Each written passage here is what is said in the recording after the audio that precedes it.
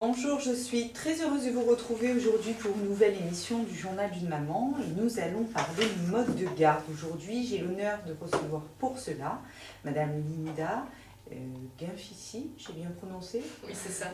Bonjour Linda, bienvenue. Bonjour. Donc Linda, vous avez 36 ans et vous êtes déjà maman, donc vous avez une licence de responsable de structure enfance et petite enfance. Vous avez donc eu un parcours professionnel qui a toujours suivi le chemin de la petite enfance.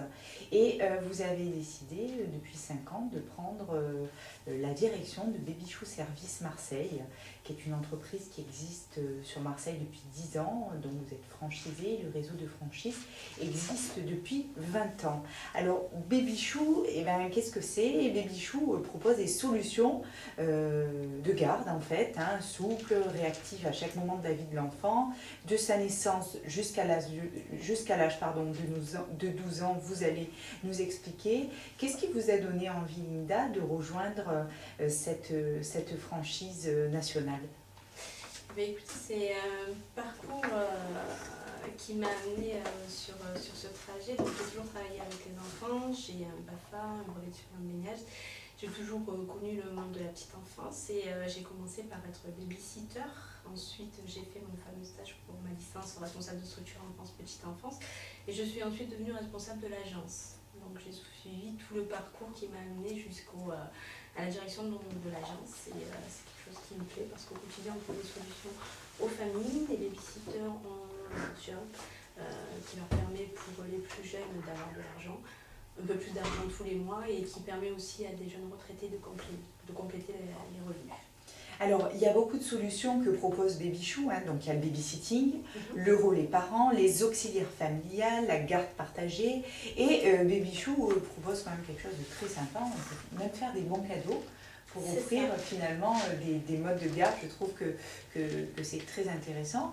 Est-ce qu'on peut parler donc de la garde d'enfants à domicile, par exemple? Est-ce qu'une maman qui reprend son travail à l'âge légal, qui est 3 mois, je crois, de l'enfant à peu près, n'a pas envie de le mettre en crèche ou n'a pas de place en crèche, les assistantes maternelles, c'est pas trop son truc, elle s'adresse à vous, donc vous êtes capable de trouver quelqu'un qui s'occupe de l'enfant toute la journée? Tout à fait. Pour ce type de garde, ce sera le recrutement d'une auxiliaire familiale. Donc on fait nous le recrutement, on fait les présentations et ensuite le parent deviendra lui-même employeur pour ce type de garde-là. Donc vous faites les présentations, vous recrutez pour le parent? C'est ça, on fait toutes les recherches, toutes les vérifications et ensuite le parent devient lui employeur parce qu'on est sur un gros volume horaire à ce moment-là. Alors, si c'est le mercredi? Si c'est le mercredi, la plupart du temps, nous sommes nos employeurs. Les parents sont déchargés de toute la partie administrative et nous sommes, nous, derrière pour assurer tout le suivi, toute la gestion au niveau administratif avec la babysitter. Le parent n'est pas employeur. C'est nous qui le sommes et donc, voilà. Il a beaucoup plus de facilité pour faire d'autres choses qu'il n'a à faire. Donc, les parents font appel à nous parce que justement, ils n'ont pas le temps pour ça. Ils choisissent eux la babysitter qu'on propose au final, mais c'est nous qui assurons toute l'administratif. Alors la babysitter, donc son rôle, parce que ça c'est important de bien définir quel est le rôle d'une babysitter, parce que souvent les parents ne savent pas trop quelles sont les tâches à faire ou à ne pas faire. Est-ce que vous pouvez nous dire pour une babysitter qui va garder, je donne un exemple, 2 enfants à domicile le mercredi, quel est son rôle? Alors son rôle, ça va être d'accompagner l'enfant tout au long de la journée, de lui proposer des activités, de faire attention à tous les temps de repos dont il a besoin, de préparer le repas, de lui donner à manger et bien sûr qu'il passe une journée agréable, qui ne soit pas très longue pour lui mais qui passe à une vitesse très rapide. Enfin, trouver toutes les activités qu'il faut dans la journée. C'est une de nos questions lors des recrutements en agence, savoir un petit peu comment la babysitter peut la candidate actuelle pour verrer elle une journée type de mercredi. Alors comment vous recrutez vos babysitters? Parce que les parents ont du mal à faire confiance. Qu'est-ce que vous leur assurez? Comment se passe un petit peu le recrutement? Qu'est-ce que vous exigez chez Baby Chou?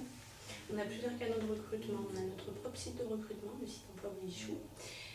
On passe aussi par tous les sites emploi tels que Indeed, le Bon Coin, Pôle emploi.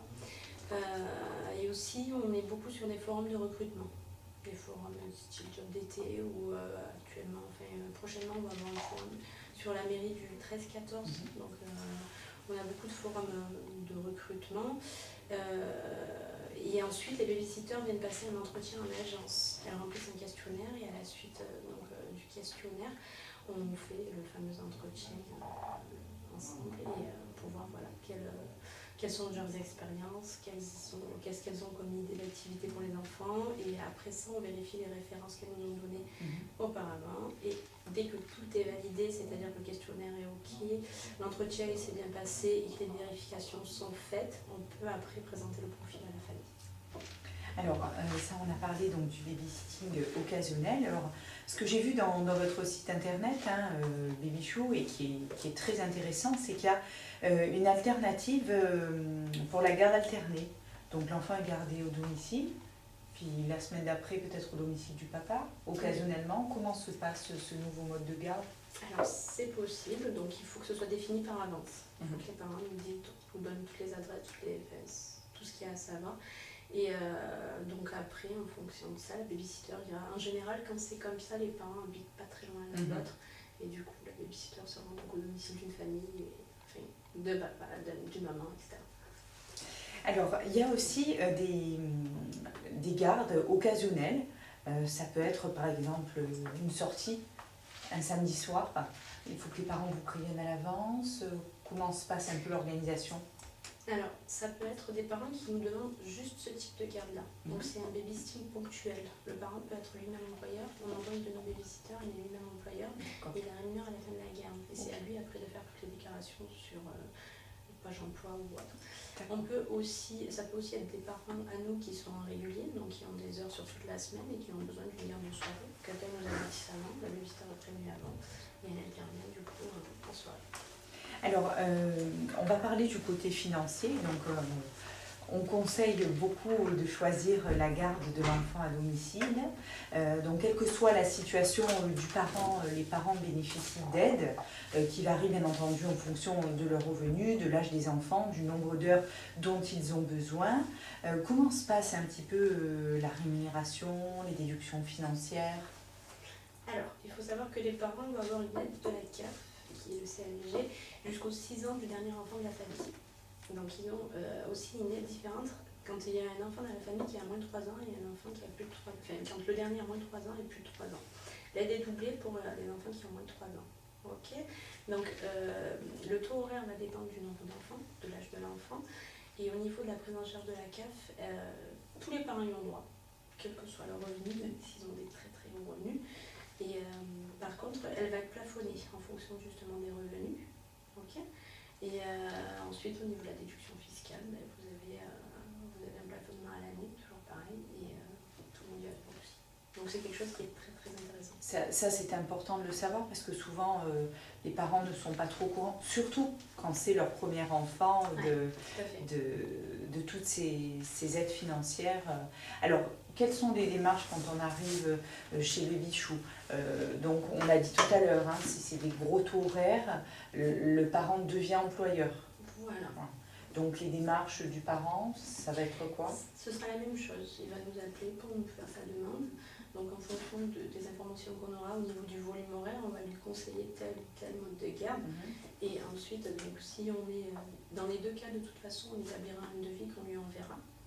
Et donc après, si c'est un devis pour un service régulier, donc une garde en sortie d'école par exemple, ou en sortie de crèche, le parent du coup devra nous envoyer le devis signé et nous on lui enverra un document pour la CAF, du coup qu'il devra envoyer.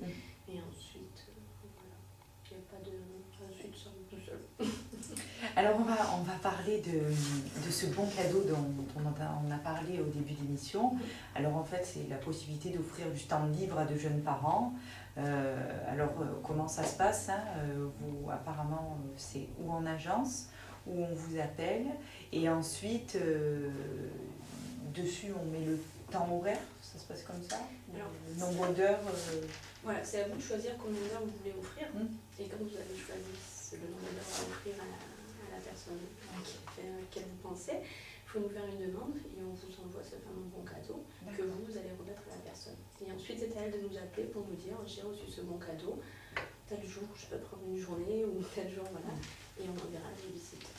Une dernière question, Linda, comment ça se passe si des parents vous demandent des gardes de nuit? Est-ce que ça se fait? Est-ce que ça se fait pas? Ça se fait, c'est très très rare, je dois dire, mais ça peut être possible. Un parent seul qui part en déplacement sur 2 jours.